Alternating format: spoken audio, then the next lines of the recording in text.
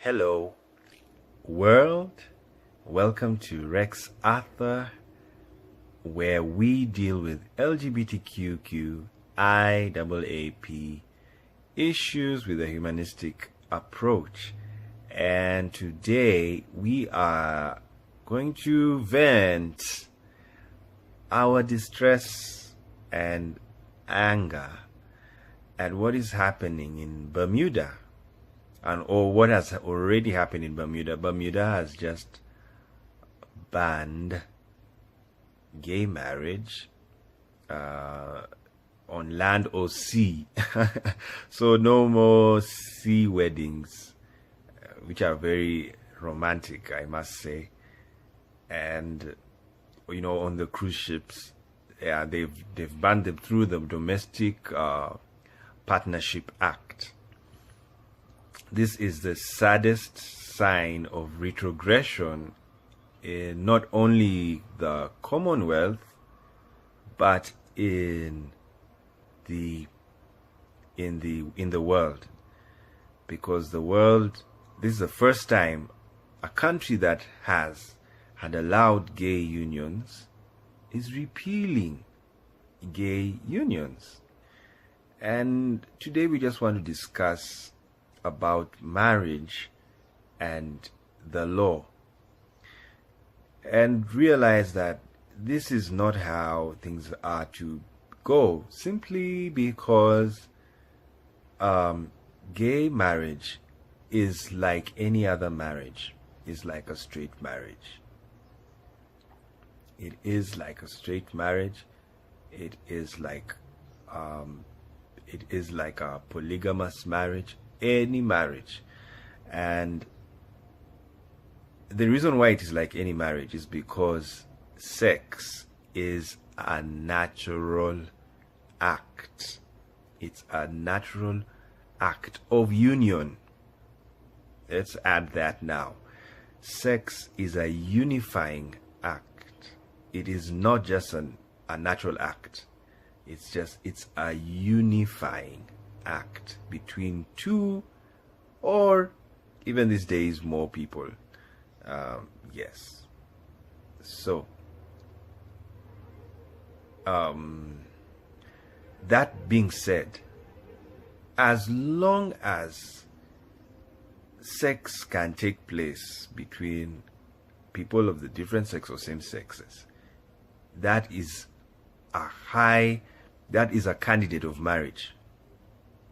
You see, and that's why the law is supposed to recognize all unifying acts in their country.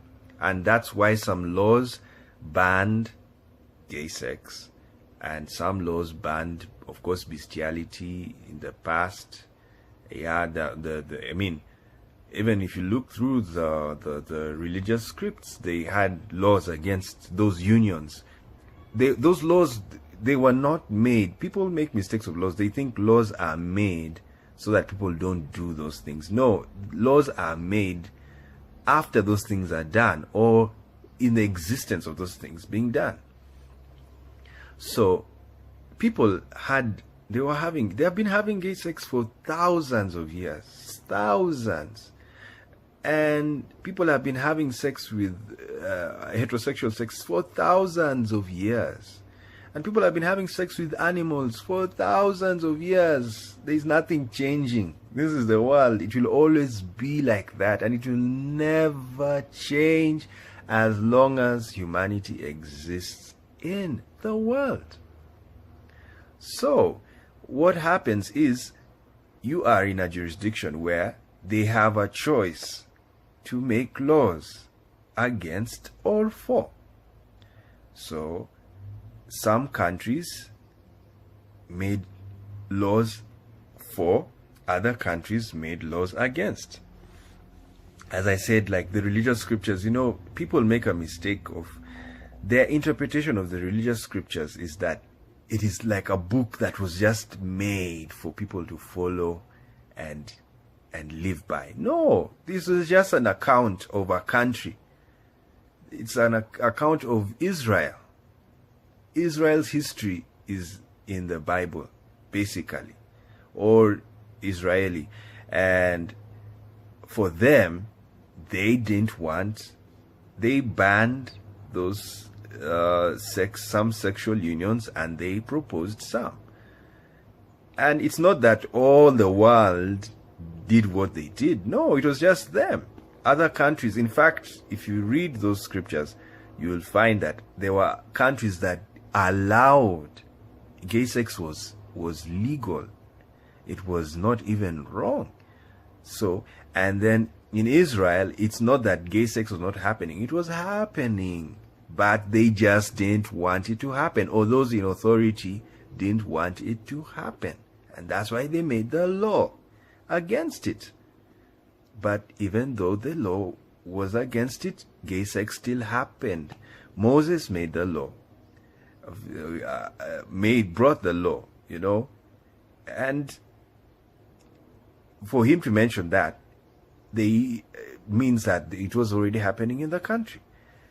And by the way, they even made it when they were on transit. They hadn't even arrived Israel. They were on transit to Israel. So that tells you Egypt, gay sex was in Egypt, where they were enslaved. So it's not an issue. You can choose to decriminalize it, or you can choose to criminalize it. And that's up to you as a country and up to your leadership. So that happened in Israel. And the Bible is just a book about the Jewish people. It's not about the Native Americans, not about the Chinese. It's just about the Jewish people. And every country has a way of making laws. But where we are as a world right now, we are united, we are now more advanced, we are educated, and we are moving forward progressively. And this has also come to the fact that, most people were homophobic, or they made homophobic laws because they didn't understand. They didn't understand homosexuality. So you go to these countries like Bermuda and many African countries, because Bermuda, if you look at its history, it's a colony, and it's a colony it's not even a colony, it's still under Britain, and so that tells you they are having the colonial mindset is still ingrained in the people. So the real problem is not even gay sex, it's decolonizing the minds of the people. Because the whole reason to banning gay sex in Bermuda, or gay marriage, is they held a referendum, and in the referendum 61% voted yes for gay marriage. And the 61% voted no against gay marriage, and 39% voted yes for gay marriage. So basically, democratically speaking, the majority of Bermudians don't want gay unions. And meanwhile, so the judge then said, okay, since that was a strong evidence to back the reversal of the gay marriage thing, because of the principle of democracy, that the majority wins. And as we are going to be talking more, but not in this video, about democracy, why democracy needs to take a new shape and a new form, that it's not just about the numbers and winning, it's about inclusiveness or inclusion of everybody. Because when you have the numbers, if you have 500 people, and out of the 500 people, only 2 are women, and the 498 are men, and you vote, and you'll have a vote, and then it's between a man and a woman, and let's say all the men will vote, they will always vote for the men, and all the women vote for the women. Forever in that country where there are 2 women and 498 men, the men will always win forever. And let's say they were living forever, there will be no woman who will win in that country. So unless they now form a system, a democratic system whereby it will include and realize that this is happening, this has been happening for years, so let's sit down and try and find a system that can accommodate these people. Because whether you like it or not, if they're going to do the numbers game, those women will never win. I mean, its chances, the chances to winning, let's not say never, the probability is very, very low for them to win. So, and that's the concern we also have for gay issues. There is, of course, if you're in a country whereby gays are not many, they are not many, or they are not the majority, they're the minority. When will they win? It's an oxymoron. Not even an oxymoron. It's common sense. It's common math. You won't win. You will not win because of that issue. So unless you have a principle or a democracy that is inclusive, that includes and recognizes everybody as being a major player. And this is why I am calling for diversified democracy or demographied democracy. Demographied, whereby every class of demography is given a space in the governance of a country, so that if it's men, they have their space, women, and then the minorities, LGBT, the disabled, and the marginalized, even tribes that are going extinct. There are tribes which are disappearing off the face of the earth, and we still need to hear their voices. One of the best ways to preserve them is to give them power. And you just say that, let's find the tribes whereby these tribes are reducing in number. We give them a slot in government or in power so that they don't disappear. And you at least preserve them. That's a way. It's a good way of renewing a tribe or a group, like what has happened in America. The Native Americans were almost becoming extinct because they were killed. And meanwhile, so the guys who killed them, they increased in their population, and then the Native Americans reduced. Yet, when we all know history, when the colonialists went to America, they were fewer than the Native Americans. So you see, the demographic shift, this is going up and down.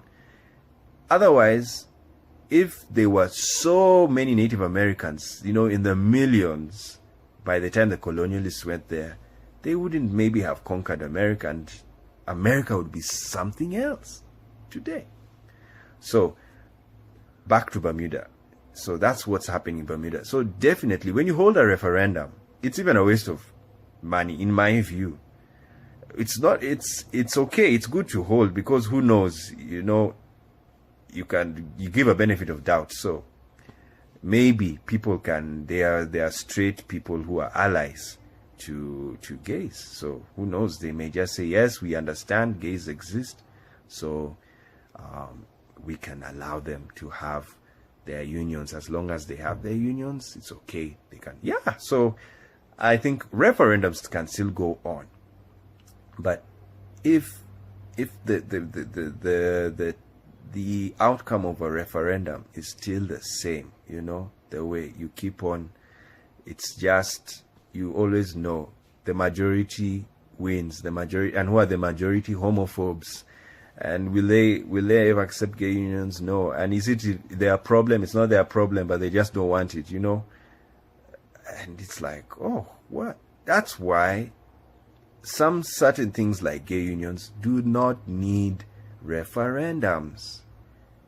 Yes, they don't need. Because if you are not gay, what does gay marriage got to do with you? If you are not gay, what does the decriminalization of gay behavior got to do with you? It has got nothing. You're not gay, so it's not your issue. So why should you come into someone's issue, like decide what type of clothes I should wear? And it's my body, and you want to come and say, I want you to wear this. And it's not your body. Let me wear what I want to wear. And if there's a law that is against what I'm wearing, I have a right to go to court and explain myself and say, this is why I want to wear this. And the court sees sense and says, okay, fine. We will decriminalize your outfit, and now you're allowed to wear it, because they have seen sense that what I'm wearing is not causing any harm, is not doing anything to anybody. Yeah, and that's the same with gay marriage or gay unions, You're not, are you going to have your marriage in the straight person's house? No. You're not going to have it in the person's house. So it's in your privacy. It's your private matter. So just do away with it. So basically, Bermuda's problem is a colonial problem. And this is why it has happened to Bermuda, and it will not happen anywhere else. It will only happen in countries that have the colonial mindset. And you must know that most of the countries, actually most countries in the world, especially in Africa and maybe a bit of Asia, or also Asia, yes, they have been, they have recently come out from colonialism. Majority of the older generation, as they were schooled in the colonial mindset. And so for them to understand liberation is very hard. Of course, they could only understand liberation, the national liberation through the independence and political independence. But now when it's coming to other issues like economics and cultural independence, and they are like, they can't, they are so locked. And, if you destroy that edifice, I like what the Christians say, they call them strongholds. And when stronghold is a military term, it's a building. Yeah, and you have to demolish it. So the mindsets of people who have been colonized, they have these strongholds, these castles, very big castles of that this is how life should be. You have to demolish them. And sometimes you need very big bombs to bring down those buildings, those thought processes in them. So that's what's happening in very colonial countries, or countries that were colonized, and all countries that are still under British rule. The Queen is still the head, but it's a dominion, but they were colonized nonetheless. So it's sad, but I am hoping, the only solution I'm giving is that, number one, such a thing should not be referendum based. Yes. If gays want their unions to be recognized, let them be recognized. Yes, let them be recognized. And there's no need of a referendum. Do they exist? That is what the court needs to do. Do they exist? If they exist, then let them be recognized. Just the same as a tribe. There are countries in Africa that do tribal recognition, because in the constitution they have to include the tribe. So what they do is go and check, is this tribe existing? There are people who are saying they are a tribe and they exist. If they exist, recognize them. Simple. There was no referendum that is this a tribe or not. No, wasting time and money. Just find out, Is there a gay community? Yes. If it's there, what do they want? They want to live together. They want their unions to be recognized. Those who want to marry, they want to be recognized. Fine, recognize them. No need of referendums. Just say they are recognized, they exist, and you're done. Yeah, so I wish Bermuda had done that. But it seems they decided to go retrogressive, but the world is moving forward. We're all going forward. We all understand. We know the world is diverse. Science has shown us the world is diverse. Nature has shown us the world is diverse. Yes, so recognize diversity and let's move on to other issues. But don't create systems that intrude in the privacy of somebody. It's like the cow is being forced to be a lion because the majority of the people in the country are lions. So you're forcing the cow. You must be a lion. You try, you even put a mane on the cow. You tell it, stop eating grass. You are a lion. Lions are many. Become a lion. Impossible. Impossible. Just let the cow be a cow. That is diversity. Hello, world. Welcome to Rex Arthur, where we deal with LGBTQIAAP issues with a humanistic approach. And today we are going to vent our